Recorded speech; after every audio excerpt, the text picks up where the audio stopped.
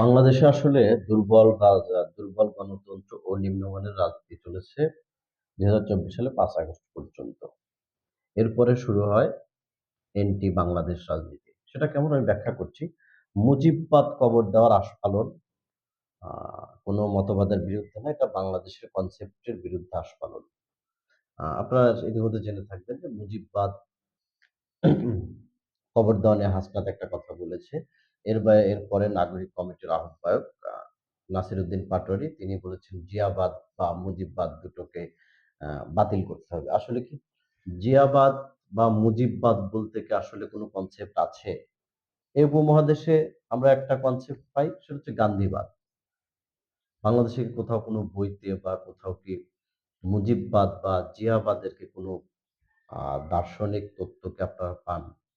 আমার তো মনে হয় না। আমি কোথাও বইতে কখনো এইবারের আগে আসলে এই শব্দগুলোর সাথে আমি পরিচিত ছিলাম না। যেমন যে কয়টা শব্দ আমি বলি পালংবাদ, মুজিববাদ, জিয়াবাদ, বস্তুবাদ এই শব্দগুলো বাংলাদেশের রাজনীতিতেই ১ম। তো আমি যেটা বলব যে একমাত্র গান্ধীবাদই ভারতীয় উপমহাদেশে বা এখন তো আমরা বাংলাদেশ।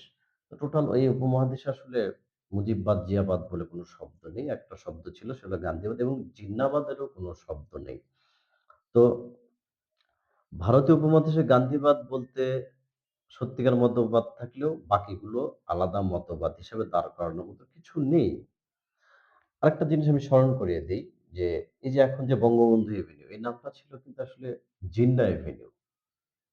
আপনারা যারা ইতিহাস ঘাঁটেন তারা জেনে দেখবেন যে জিন্না এভিনিউ নামটাকে বদল করে আসলে বঙ্গবন্ধু এভিনিউ নামকরণ করা হয়। এখন আসলে অনেক কথা আসে তার মধ্যে একটা কথা বলি, জিন্নাকে নিজেদের বাপ যারা দাবি করছেন, জিন্না যাদের বাপ এটা ভেবে যারা গর্ব করছেন, এই রাজনৈতিক পজিশনের লোকজন ৫ আগস্টের সরকারের পতনকে বিপ্লব নাম দিতে চেয়েছে। আসলে এটা বিপ্লব না, একটা সরকারের একটা গণ-অভ্যুত্থান। একটা গণ-অভ্যুত্থান পাল্টালে একটা সরকার পাল্টায়। আসলে কি সিস্টেম পাল্টায়? সিস্টেম পাল্টাতে সময় লাগে। যে ছাত্র জনতার কথা বলা হয় অন্তত বৈষম্য বিরোধী আন্দোলনের সমন্বয়ক হচ্ছে সেই জিন্না এভিনিউ ফিরে আনার আকাশ কুসুম স্বপ্ন দেখা জেনারেশন কিনা আমি জানি না। তবে সবাই না, আমি চাইবো বৈষম্য বিরোধী ছাত্র আন্দোলন বা জুলাই অভ্যুত্থানের যে একটা যে তারুণ্যের যে একটা জোয়ার সেটা অব্যাহত থাকুক। এই যে একটা কথা বলা হচ্ছে যে আমাদেরকে ঠকানো হচ্ছে বা আন্দোলনের সঠিক মোটিভ এটা থেকে তারা বের হয়ে আসুক। ছাত্র সমন্বয় থেকে শুরু করে যারা সরকারে আছে আমরা চাইবো তারুণ্যের এই জোয়ার ধরে রাখুক।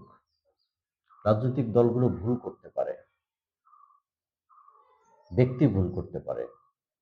কিন্তু দল হিসাবে রাজনীতি নিষিদ্ধ করা যাবে না। তো আমরা সেই পুরনো জিন্না জেনারেশন চাই না, মুজিববাদও নাই, জিয়াবাদও নাই। বাংলাদেশ আসাদুজ্জামান খান কামাল সঠিক বলেছেন না কি আ ভুল বলেছেন সেটা সময়ই বলে দেবে। কিছু, কিছু কথা তার রাইট, কিছু, কিছু কথা বাদ দিতে হবে। আমরা আগামী পর্বে অন্য বিষয় নিয়ে আবার আলাপ করব। ততক্ষণ পর্যন্ত আপনারা ভালো থাকবেন।